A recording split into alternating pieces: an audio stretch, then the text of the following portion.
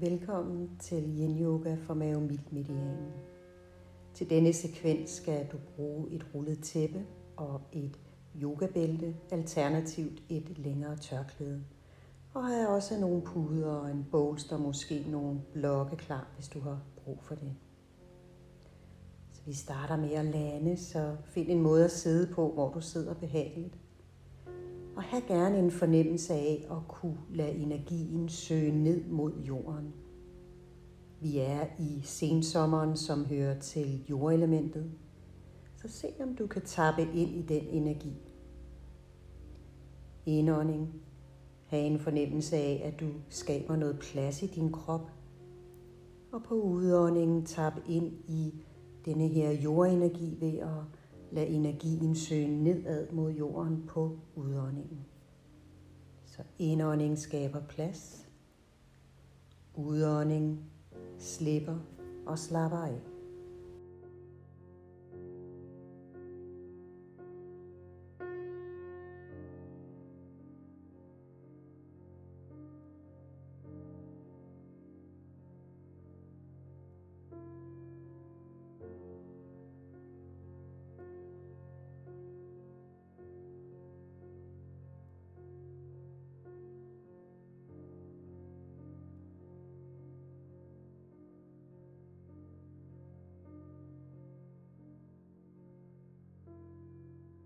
Og et godt dybt åndedrag mere her.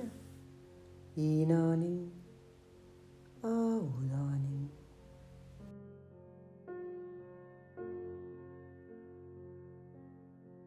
Og find så ned og ligge på din ene side. Du skal have benene i nogenlunde 90 grader. Og du kan bruge din arm som hovedpude, alternativt et tæppe, hvis det føles bedre. Så lige lande her.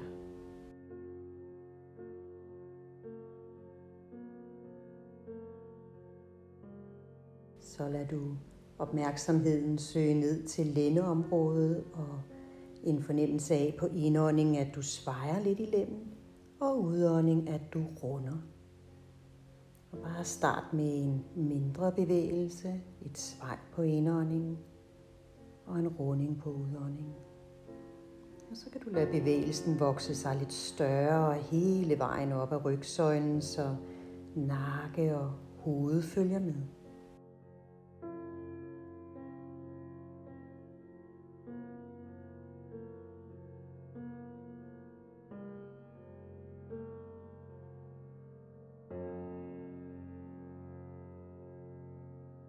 Indstil bevægelsen og ret så opmærksomheden mod dine ben. Og du lader det øverste ben søge lidt tilbage og lidt frem. Og det er kun benet, der bevæger sig. Stadigvæk bøjet ben. Starter med en mindre bevægelse, som du kan lave større.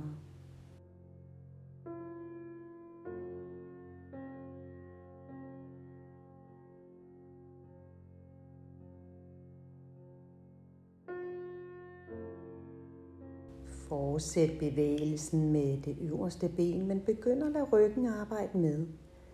Så på udånding runder du knæ til bryst, og på indåndingen svejer du, og knæet føres bagud. Lige et par stykker mere her.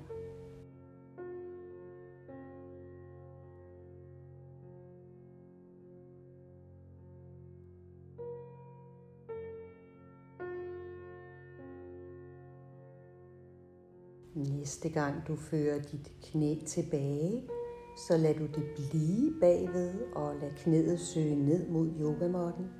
Det kan være, at du har brug for at hvile dit knæ på en blok eller et tæppe, hvis det bider i hoften. Det skal føles rart. Og prøv lige at mærke stillingen her. Det kan være, at du mærker lidt stræk omkring hofteområdet og i låret. Det er helt okay. Men bare observer. Og så begynder du igen at lave denne her lille lændebevægelse, lændekibet, indånding, et svej og udånding, en runding. Og bevægelsen vil ofte føles noget mindre, fordi du holder dit ben i ro. Og det er helt okay.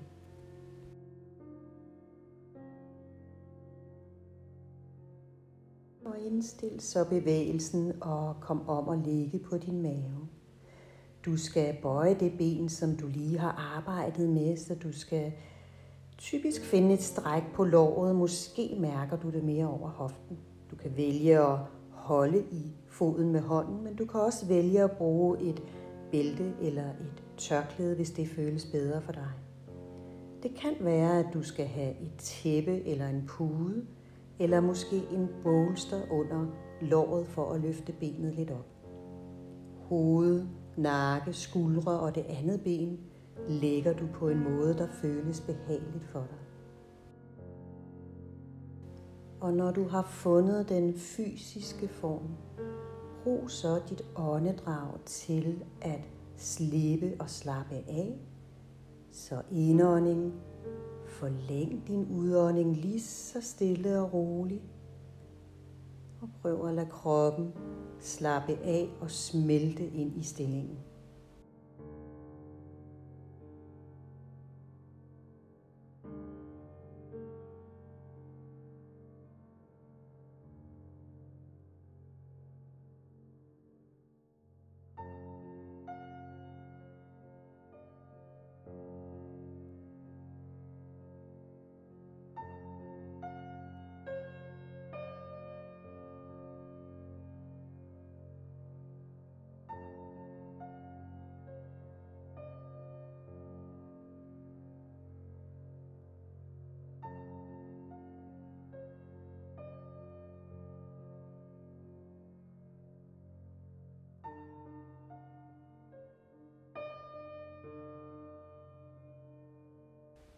Vi skal arbejde med miltens energi, the Yi. Som sagt hører den til jordelementet, og det er en energi, der hjælper dig med at skabe intentioner fra sjælen og føre dem ud i handlinger her på jorden. Så du på den måde kan udføre dit sjæls livsmål. Det er centerpunktet mellem himmel og jord, der hjælper dig med at balancere yin og yang, således at din livsenergi kan flyde frit.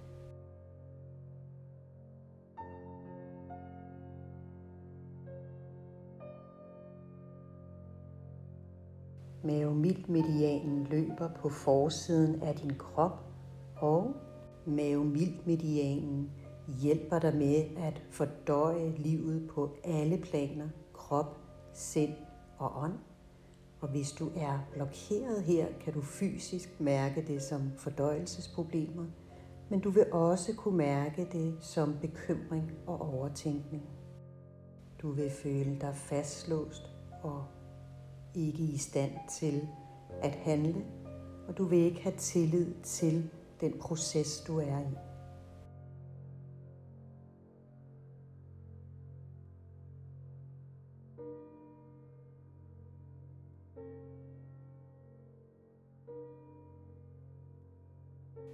Brug dit åndedrag som anker. Oplever du, at tankerne begynder at stikke af med dig, så ret opmærksomheden mod din indånding, der skaber plads. Din udånding, der slipper og slapper af.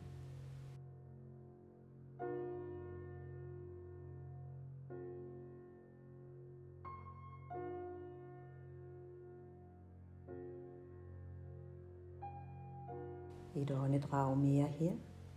Indånding og udånding. Og søg så lige så forsigtigt og langsomt ud af stillingen. Og kom ned og ligge på din mave, arme og nakke på en måde, der føles behageligt. Og det samme med benene. Og lige mærke kroppen her. Højre side, venstre side. Hele kroppen. Hvad mærker du?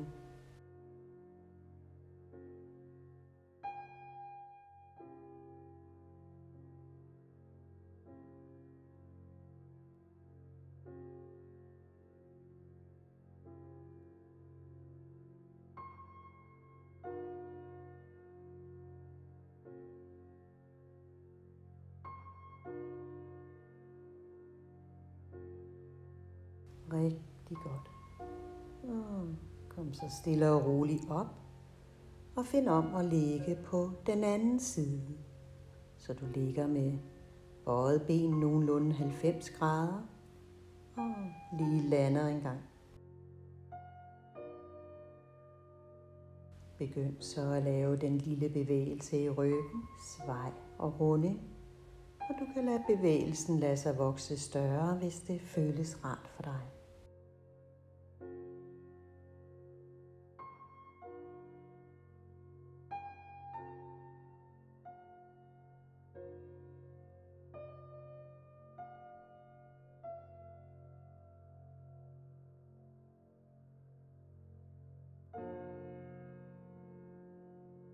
Indstil bevægelsen i ryggen, og begynd så at lade det øverste ben søge tilbage og frem.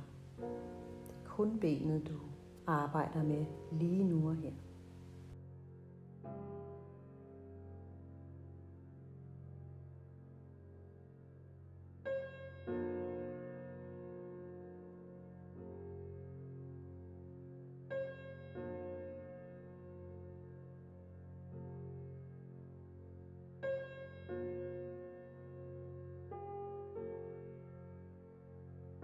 Og næste gang, at du trækker knæ mod bryst, så begynd at lade ryggen arbejde med. Så en lidt større bevægelse.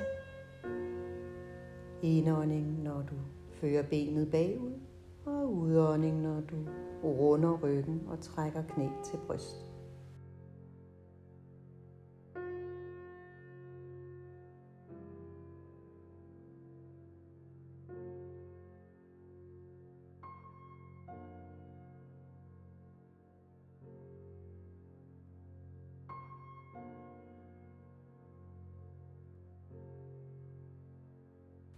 Lad så benet søge bagud, lad knæet søge yogamåtten, og lige mærke stillingen her.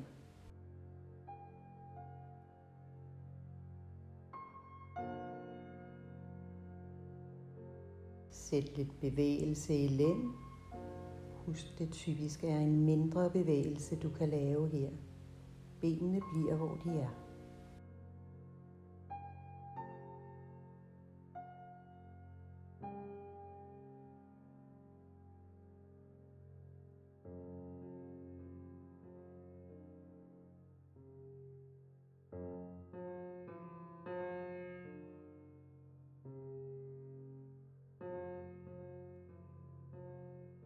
Og søg så ned på maven igen.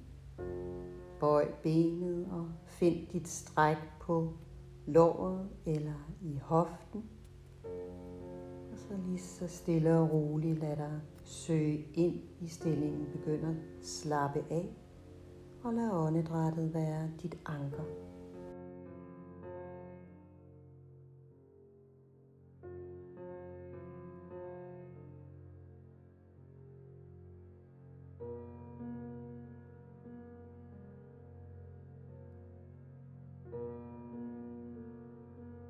The Yi er en kraftfuld transformationsenergi.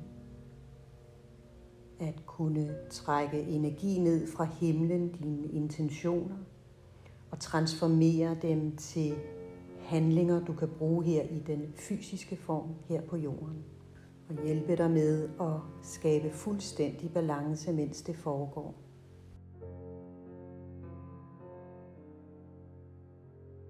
Vi er i konstant forandring, om det er ydre forandringer i verden omkring os, eller om det er indre forandringer helt ned på celleniveau, så vil de hele tiden være til stede. Så forandringer er en del af den virkelighed, vi hele tiden skal fordøje i kroppen, vores følelser, sjæl og mentalt.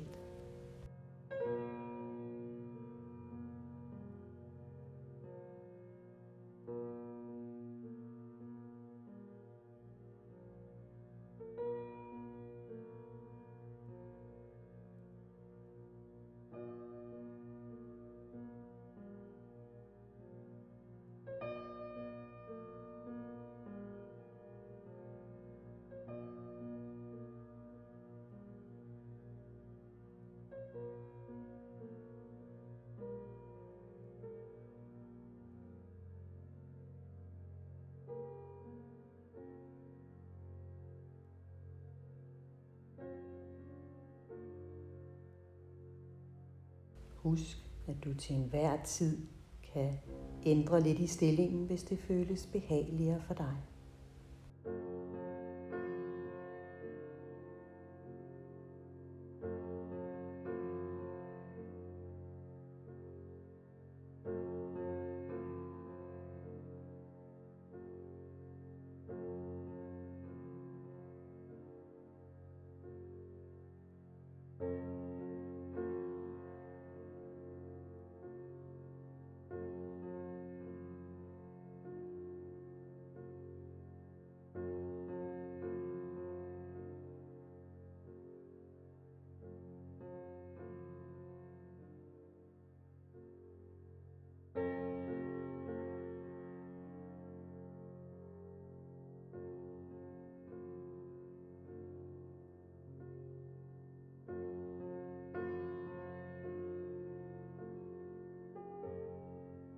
Så får du et åndedrag mere her.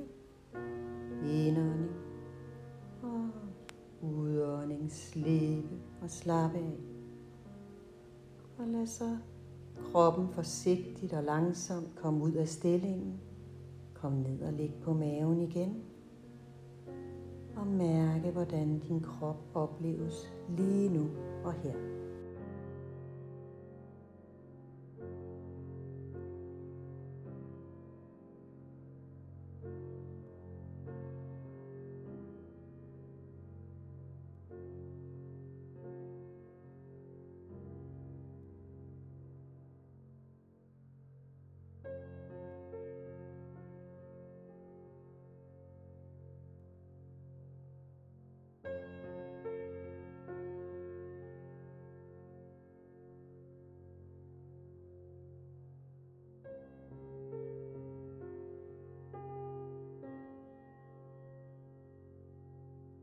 Og bøj så dine ben og skab lidt bevægelse i benene. Lad dem komme lidt fra side til side.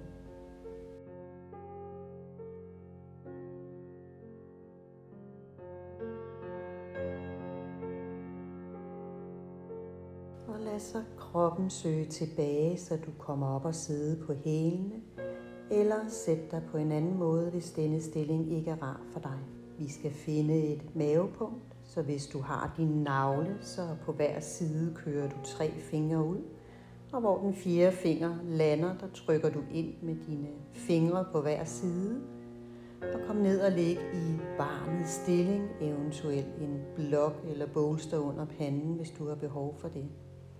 Og få lige fundet ud af, hvordan du ligger godt her, så du slapper så godt af i armene som muligt.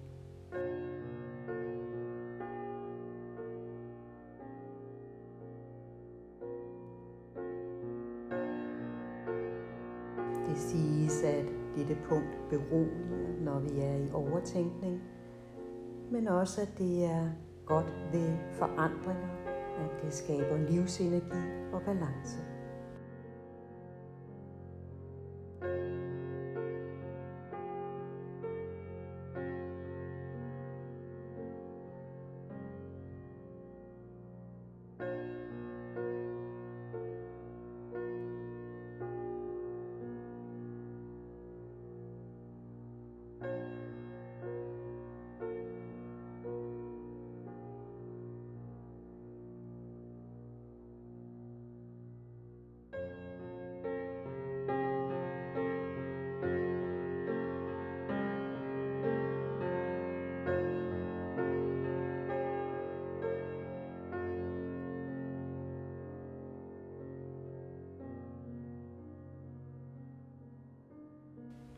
Find et godt åndedrag mere her.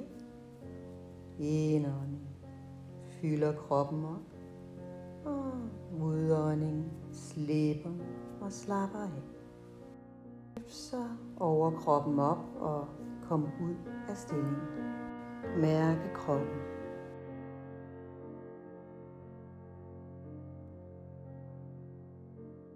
Og finde så ned og læg på siden igen med bøjet ben. Men denne gang skal du bruge et fast rullet tæppe. Og du skal lægge tæppet Sådan cirka, så det rammer et punkt, der er en 3-4 fingre under din armhule. Her vil du ramme et mildt punkt, som blandt andet skaber harmoni og åbenhed, og ikke mindst nærer hele kroppen med livsenergi. Punktet vil typisk være ømt, så det er en måde, du også kan finde det på. Så land lige stillingen her og vend dig til at ligge på punktet.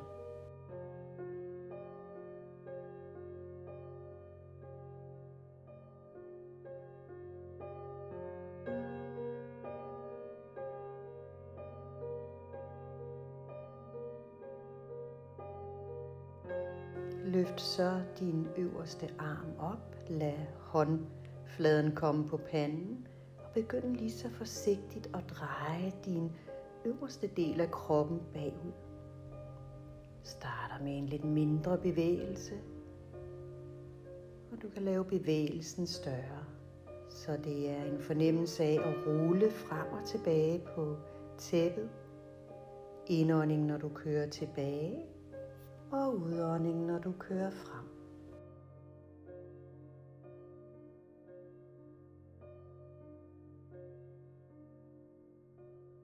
Og næste gang du lader din arm køre tilbage og overkrop, så bliver du herude.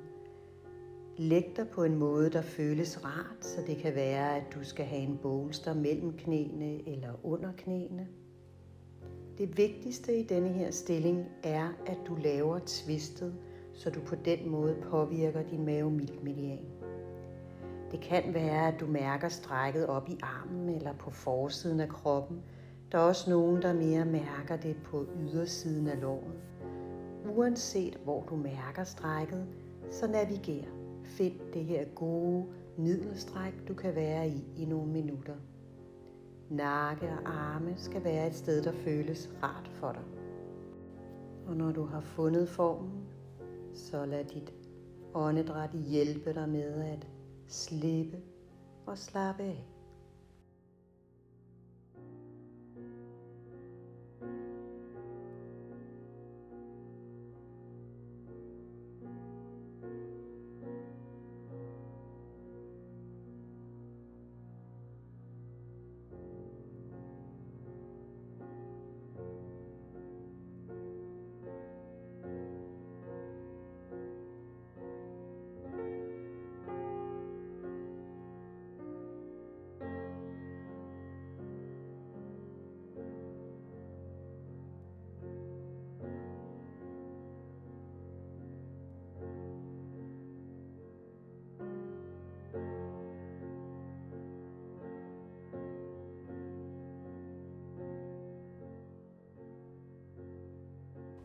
Du kan støtte din yi-energi ved blandt andet at sætte små mål. Så i stedet for at være frustreret over at ikke kunne se det store mål, så prøv at finde ud af, hvad er de helt bitte små skridt, jeg kan tage for at nærme mig målet. Vær opmærksom på, hvad du indtager, både af mad, næring, men også næring fra f.eks. sociale medier eller de relationer, du er i. Sæt gode grænser. Lær at sige nej, så du får en balance mellem yin og yang. En balance mellem aktivitet og hvile. Og ikke mindst tilbringe tid i naturen og trække vejret.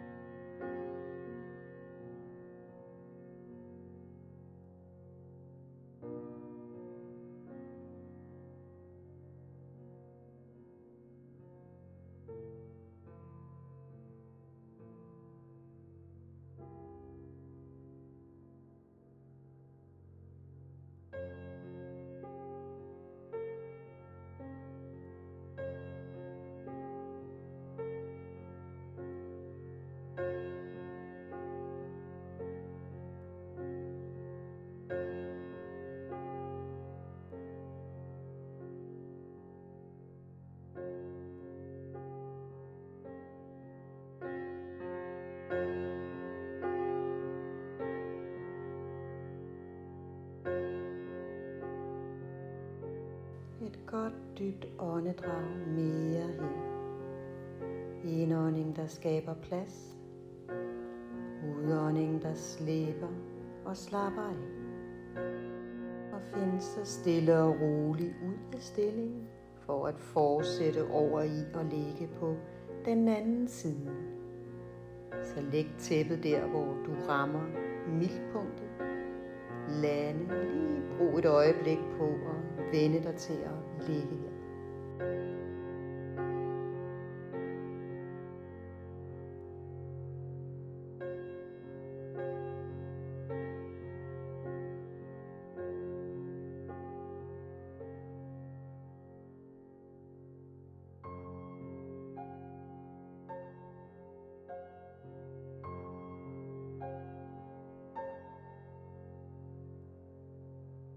Og lad så håndfladen søge op til panden, og begynd denne her bevægelse ud mod tvistet.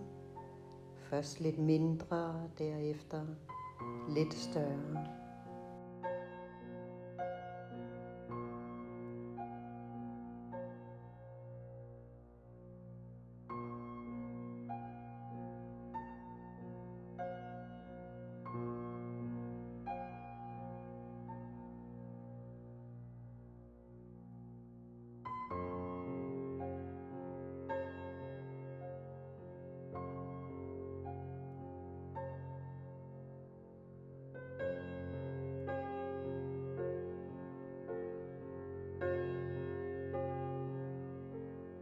Og næste gang du søger bagud, så bliv ude i tvistet. Find den helt rette måde at ligge her for dig. Og husk, det behøver ikke at se ud som det twist, du havde på den anden side. Små forandringer kan have stor betydning i stillingerne. Så find ud af, hvordan du ligger bedst her, og kan slippe og slappe så godt af i stillingen.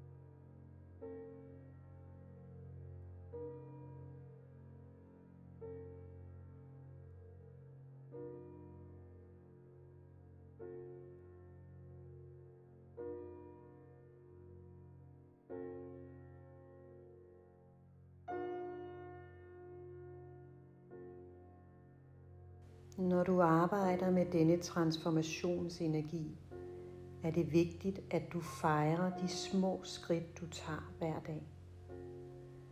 Ligeledes er det vigtigt, at du har tillid til processen. Har tillid til, at det enkle lille skridt i den rigtige retning stadigvæk fører dig hen til målet. Og husk, at du altid har dit åndedrag med dig, så en indånding, der skaber god plads, en langsom udånding, der slipper og slapper af.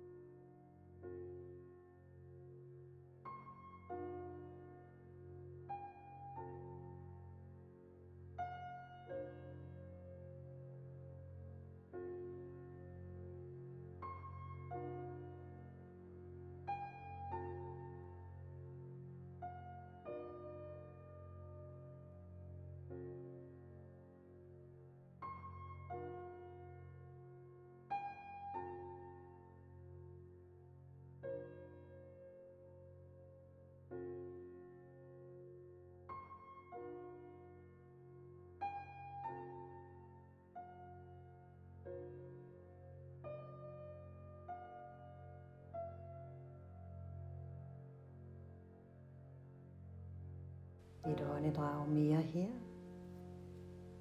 Indånding og fuldstændig udånding. Og kom så lige så forsigtigt ud af stillingen. Fjern tæppet og kom ned og ligge på ryggen. Du kan vælge at have strakte ben. Det kan også være, at det føles mere behageligt med bøjede ben. Og så mærke kroppen. Hvad oplever du lige nu og her?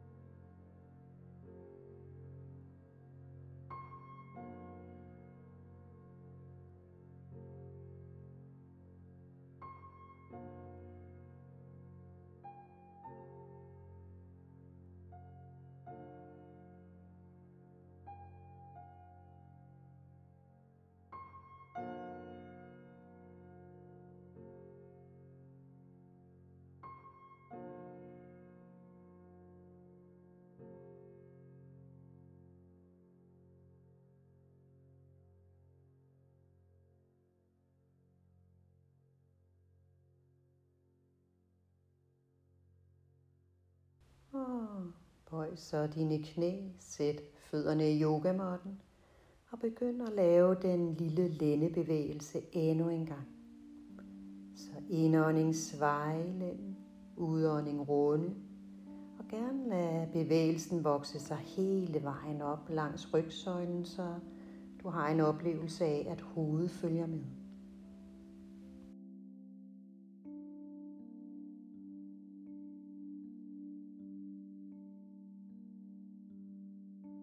Stop så bevægelsen, lad fødderne presse let ned mod yogamåtten og skab denne her rokkebevægelse. Rokke hele vejen op langs rygsøjlen, hovedet følger med. Armene kan være ned langs siden eller op over hovedet, hvis du har lyst til det. Så det er en måde at få energien til at flyde i kroppen, og det er også en bevægelse, som dit nervesystem elsker.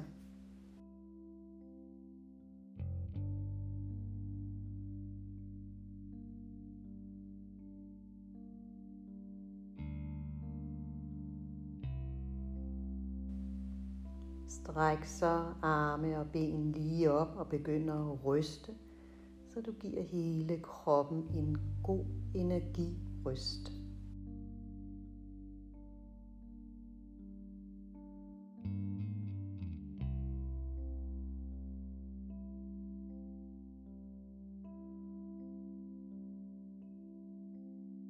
Indstil bevægelsen og prøv at mærke energien i kroppen lige nu og her.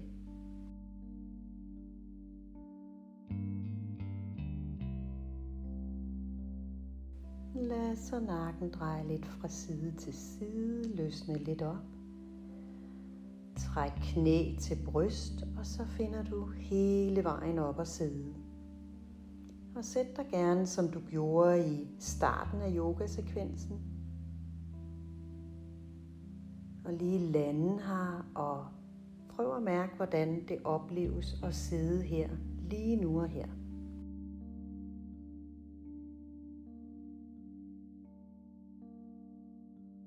Centrer dig ved at på indåndingen en fornemmelse af, at du skaber plads, og på udåndingen denne her nedadgående energi.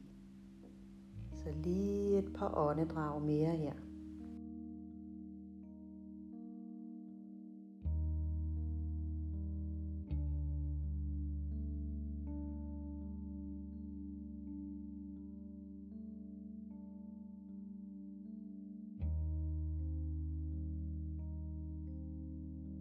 Og slut så gerne sekvensen med at lave en bevægelse, du har brug for.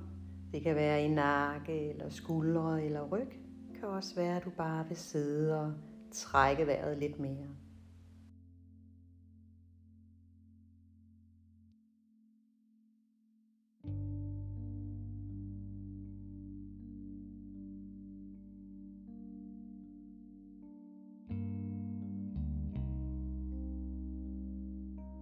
Tusind tak for, at du var med mig i dag, og jeg håber, at du har en fantastisk dag.